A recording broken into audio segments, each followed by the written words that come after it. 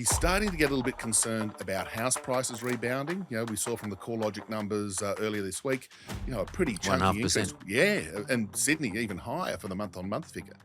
That fear of missing out, I'm not quite sure what the story is, but we've got house prices rebounding. He doesn't want that to Well, happen. can we just talk about that? Because, I mean, you Yeah, understand this yeah, stuff, right? yeah.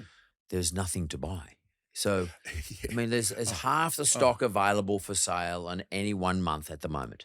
So And prices must go up. And you're bringing in a whole lot of people into the country. spot on that population growth. We saw that announced in the budget on the 9th of May. So what's that, 4 weeks ago, roughly?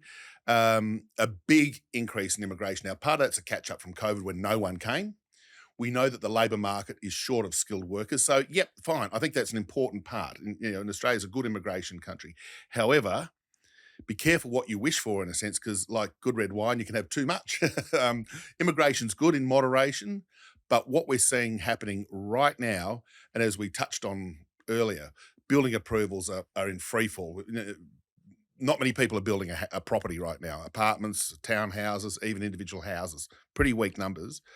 And population's booming.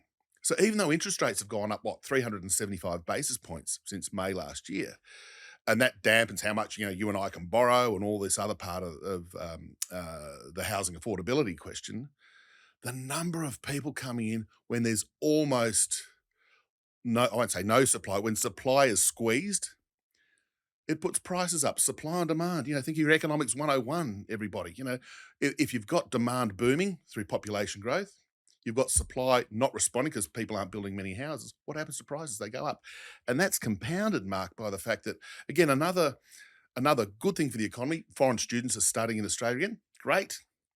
But they're renting apartments near where all the university campuses are. So if you're looking for a one better or a two better little apartment near all the campuses around the good universities in Australia, there's nothing there. And that feeds into higher prices too. And it feeds into higher rents as well. Higher rents, correct, yes. And then the higher rents encourage investors to pay a higher price because they can afford to borrow the extra money.